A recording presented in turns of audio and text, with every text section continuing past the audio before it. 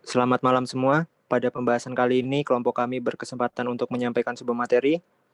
Materi tersebut berkenaan tentang jenis ancaman pada server dan cara penanggulangannya, lalu bentuk integrasi dan konfigurasi server dari teknologi lama ke teknologi baru, kemudian yang terakhir tentang penjelasan kerutinan admin server. Baik, langsung saja kita mulai. Telah terdiri anggota kelompok beserta data-datanya. Yang pertama, Bayu Fauzi Putra, dengan NIM 51804111168. Saya sendiri sebagai moderator akan memimpin jalannya presentasi ini. Yang kedua, Muhammad Firdaus dengan NIM 51804111343. Yang ketiga, Gofur Azrian dengan NIM 51804111349. Yang keempat, Laksamana Steven dengan NIM 51804111378. Yang kelima, Cecilia Graciela dengan NIM 51804111313.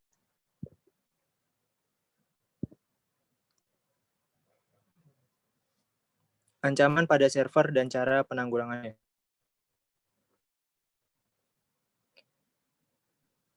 Serangan pada server akan tempat dan waktu dipersilahkan. Oke, baik, terima kasih. Untuk serangan pada server sendiri di sini, kelompok kami membuatnya menjadi 7. Yang pertama itu ada DOS attack atau denial of service. Yang kedua, DDoS atau distributed denial of service. Yang ketiga, SQL injection.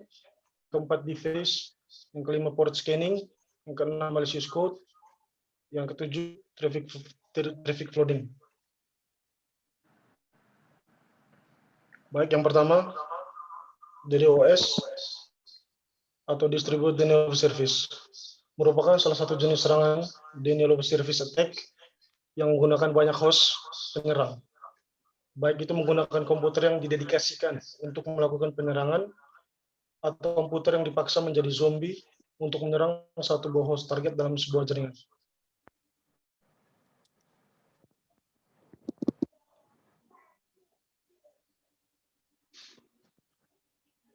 Yang kedua ada DOS atau denial of service yang merupakan salah satu jenis serangan terhadap sebuah komputer atau server di dalam jaringan internet dengan cara menghabiskan sumber atau resource yang dimiliki oleh komputer tersebut sampai komputer tersebut tidak dapat menjalankan fungsinya dengan benar, sehingga secara tidak langsung mencegah pengguna lain untuk memperoleh akses layanan dari komputer yang diserang tersebut. Kemudian yang ketiga ada deface, adalah salah satu jenis serangan perubahan tampilan dengan cara mengganti atau menyisipkan file pada server. Cara ini dapat dilakukan karena terdapatlah pada sebuah security yang ada di dalam sebuah jaringan. Yang keempat ada SQL injection, merupakan salah satu jenis aksi hacking pada keamanan komputer, di mana seorang penyerang bisa mendapatkan akses ke basis data di dalam sebuah sistem.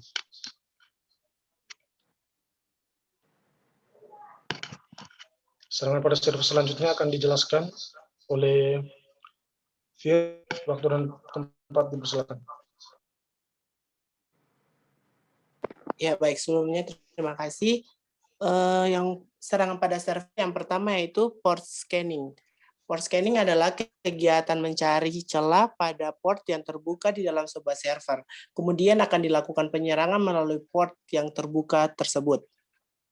Yang kedua, traffic flooding. Traffic flooding merupakan serangan terhadap keamanan jaringan dengan cara memanjiri trafik atau lalu lintas jaringan dengan banyak data sehingga lalu lintas jaringan yang datang dari pengguna yang terdaftar menjadi tidak dapat masuk ke dalam sistem jaringan. Yang ketiga, malicious code. Malicious code merupakan serangan yang menggunakan kode berbahaya dengan menyisipkan virus, worm, atau Trojan horse.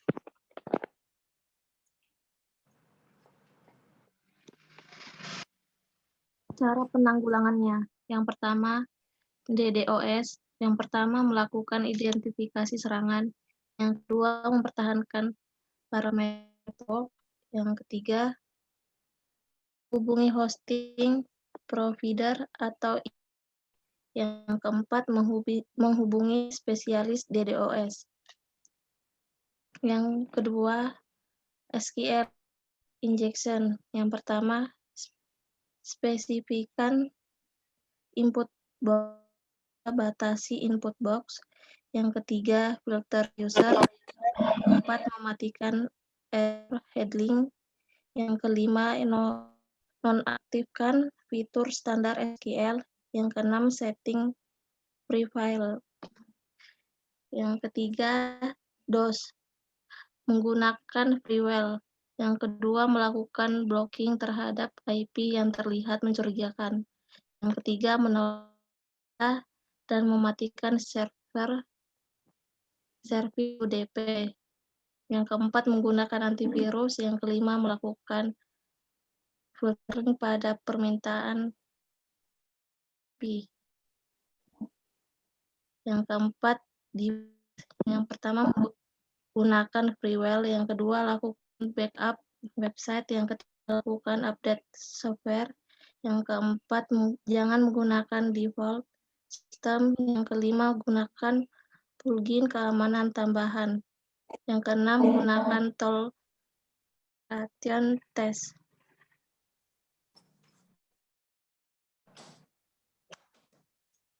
Selanjutnya, traffic visible proxy router. Yang kedua, menambahkan filter rules yang isinya menangkap alamat IP si penyerang dan dimasukkan ke dalam blacklist.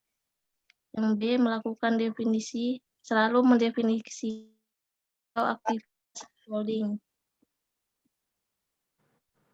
Selanjutnya, port scan, implementasi stateful paket firewall. Yang kedua, blok semua port yang tidak digunakan. Ketiga, filter paket ICMP terutama tipe 3 dan 8. Yang keempat, melakukan monitoring jaringan secara berkala. Selanjutnya, melakukan kode. Pastikan Anda sudah punya backup. Yang kedua, putuskan koneksi internet. Yang ketiga, jalankan save mode. Yang keempat, hapus temporary files. Yang kelima, scan perangkat menggunakan anti-malware. Yang keenam, hapus program tidak dikenal. Yang ketujuh, melakukan reset browser. Lagi ke moderator.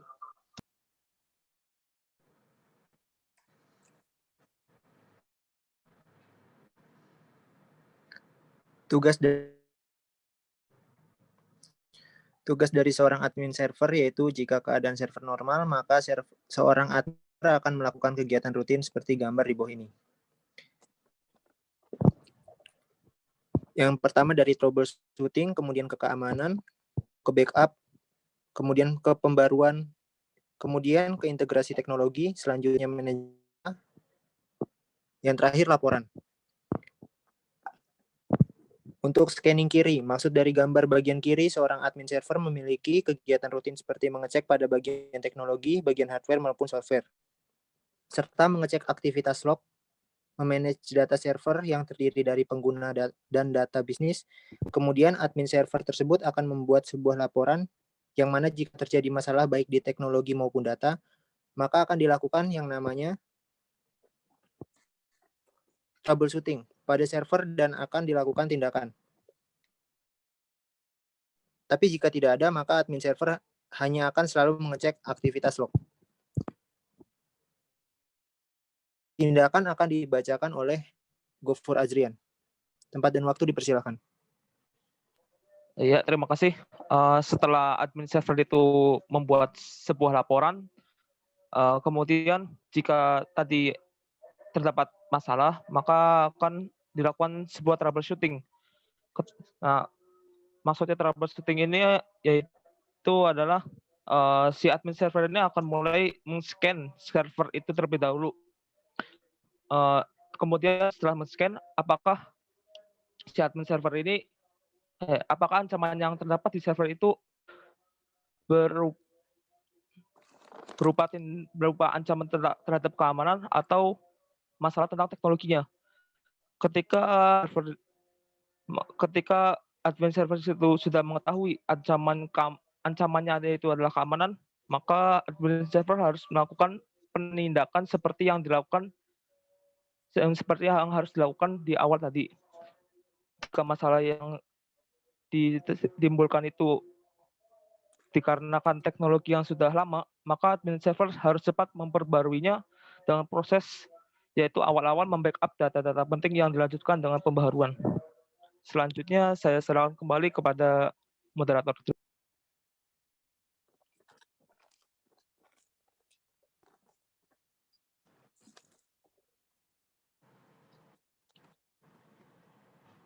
Oke, next. Baik, ini yang terakhir tentang konfigurasi dan integrasi server pada teknologi baru dan teknologi lama. Yang pertama, integrasi itu merupakan penyatuan unsur-unsur dari sesuatu yang berbeda atau beraneka ragam, sehingga menjadi suatu kesatuan dan pengendalian terhadap konflik atau penyimpangan dari suatu unsur-unsur tersebut.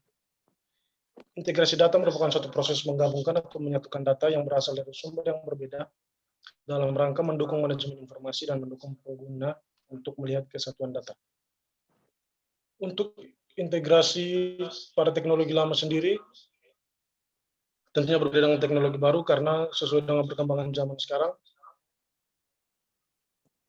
semua perangkat keras jaringan itu sudah mengalami pembaruan. Dan untuk fungsi dari integrasi sendiri, yang pertama itu menghubungkan sejumlah komputer dan perangkat lainnya ke sebuah jaringan. Yang kedua, mengelola sumber daya jaringan. Yang ketiga, menyediakan layanan. Yang keempat, menyediakan keamanan jaringan bagi multiple users. Yang kelima, mudah menambahkan klien dan sumber daya lainnya. Yang keenam, memonitor status dan fungsi elemen-elemen jaringan. Yang ketujuh, distribusi program dan update software ke klien. Yang kedelapan, menggunakan kemampuan server secara efisien. Dan yang kesembilan, menyediakan toleransi kesalahan. Untuk konfigurasi sendiri, jika ingin melakukan konfigurasi pada sistem operasi, yang pertama pasti kita harus ke Windows Explorer, kemudian ke Properties, kemudian masuk ke Advanced System Settings, pilih computer name, kemudian ganti nama tersebut, kemudian kita merestart. Terus kita masuk ke network, change adapter setting, kita klik security, kemudian kita melakukan konfigurasi di sana. Sekian untuk konfigurasi dan integrasi. Saya kembalikan ke moderator. Terima kasih. Baik, kepada teman-teman semua dan Ibu dosen atau Bapak dosen yang terhormat, kami akan menutup presentasi kelompok kami. Apabila ada kekurangan dan salah kata dalam penyampaian materi, saya sebagai moderator mewakili anggota kelompok yang bertugas menyampaikan permohonan maaf. Terima kasih atas perhatiannya. Selamat malam.